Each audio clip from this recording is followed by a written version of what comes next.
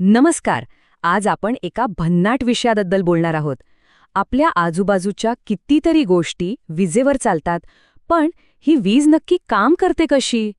एका साध्या सर्किटमध्ये विजेचा प्रवाह कसा वाहतो आणि तो छोटासा बल्ब कसा काय पेटतो, यामागचं विज्ञान. चला एकदम सोपं करून समजून घेऊया. हा प्रश्न खूप सोपा वाटतो, बरोबर ना? पण ह्याच्या मागे एक खूप महत्वाचं वैज्ञानिक तत्व दडलेलं आहे. चला तर मग या प्रश्नाचं उत्तर शोधण्यासाठी आपण स्वतःचं एक सर्किट तयार करूया आणि विजेच्या या प्रवासाला अगदी जवळून पाहूया. कोणत्याही सर्किटची सुरुवात होते ती त्याच्या पॉवर सोर्सपासून, म्हणजे ऊर्जा स्रोतापासून. आपल्या प्रयोगासाठी हा ऊर्जा स्रोत काय आहे ते पाहूया. यालाच आपण रोजच्या भाषेत बॅटरी किंवा सेल म्हणतो.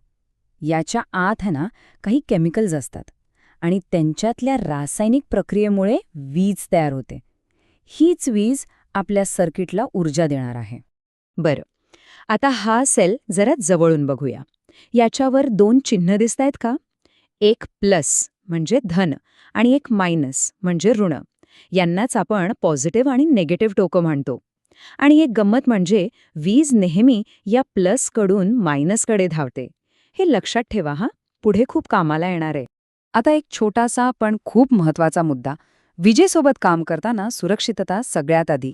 या सेलची दोन्ही टोकं कधीही थेट एका तारेने जोडू नका.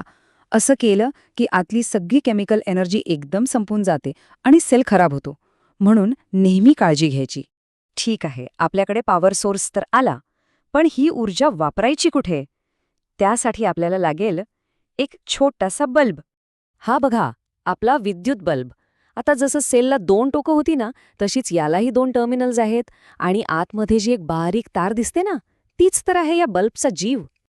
आता खरी गंमत तर इथेच आहे.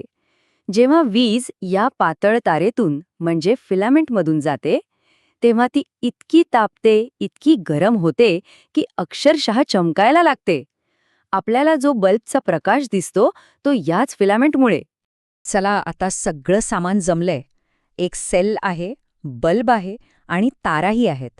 आता विचार करा बरं, हा बल्ब पेटवण्यासाठी या सगळ्यांना कसं जोडावं लागेल? आता इथे बघा, 2 प्रयत्न दाखवलेत. पहिल्या चित्रात काय झालंय, जोडणी चुकली. त्यामुळे विजेला जायला पूर्ण रस्ताच मिळत नाहीये आणि परिणाम बल्ब पेटलाच नाही.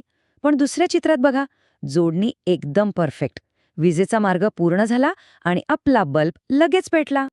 आत्ताच आपण पाहिलं की योग्य जोडणी केल्यावरच बल्ब पेटतो.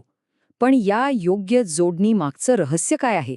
त्यालाच विज्ञानच्या भाषेत म्हणतात विद्युत परिपथ किंवा इलेक्ट्रिक सर्किट.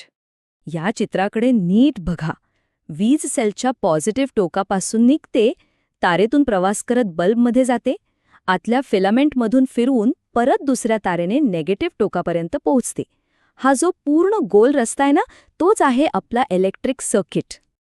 अगदी सोप्या भाषेत सांगायचं झालं तर इलेक्ट्रिक सर्किट म्हणजे विजेसाठीचा एक बंद आणि पूर्ण रस्ता. हा रस्तामध्ये कुठेही तुटला की विजेचा खेळ खल्लास. ओके, सर्किट तर बनवलं, पण प्रत्येक वेळी बल्ब लावण्यासाठी आणि बंद करण्यासाठी तारा जोडत काढत बसणं किती गैरसोयीचं आहे, नाही का? यावर एक एकदम सोप्पा उपाय आहे.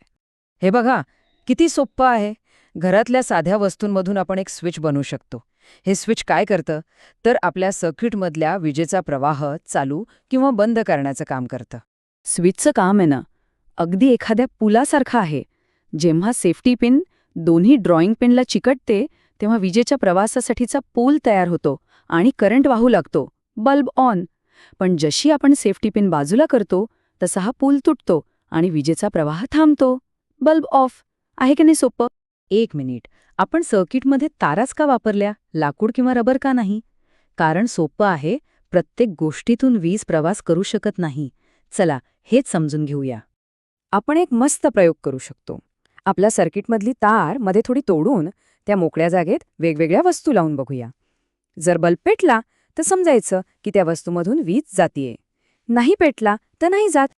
आणि हे आहेत आपल्या प्रयोगाचे निकाल. बघा, एकदम स्पष्ट दिसतंय. चावी आणि खिळ्यासारख्या धातूच्या वस्तूंमधून वीज गेली आणि बल्ब पेटला, पण रबर, प्लास्टिक, काच यांच्या बाबतीत बल्ब पेटला नाही. तर ज्या पदार्थांमधून वीज अगदी आरामात आरपार जाऊ शकते त्यांना आपण म्हणतो सुवाहक किंवा कंडक्टर्स. म्हणूनच विजेच्या तारा या धातूच्या, खास करून तांब्याच्या बनवलेल्या असतात. आणि ज्या पदार्थांमधून वीज अजिबात जाऊ शकत नाही ते झाले अवाहक किंवा इन्स्युलेटर्स. तारेवर जे प्लॅस्टिकचं कव्हर असतं ना ते याचसाठी. ते आपल्याला शॉक लागण्यापासून वाचवतं. आणि हे सगळं ज्ञान एकत्र कुठे दिसतं माहितीये? आपल्या साध्या टॉर्चमध्ये. यात सेल आहेत, बल्ब आहे, एक स्विच आहे आणि हे सगळं जोडणाऱ्या धातूच्या पट्ट्या म्हणजेच सुवाहक आहेत. आपण जे काही आत्तापर्यंत शिकलो ते सगळं या एका छोट्याशा टॉर्चमध्ये आहे. तर आता पुढच्या वेळी जेव्हा एखादं बटण दाबाल ना तेव्हा एक क्षण थांबा आणि विचार करा, त्या एका क्लिकमागे विजेचा एक पूर्ण मार्ग आहे, एक सर्किट आहे. आपल्या घरात, खेळण्यांमध्ये, प्रत्येक इलेक्ट्रॉनिक वस्तूत असे हजारो सर्किट लपलेले आहेत. आता त्यांना बघण्याची एक नवीन नजर मिळाली ना? चला शोधूया.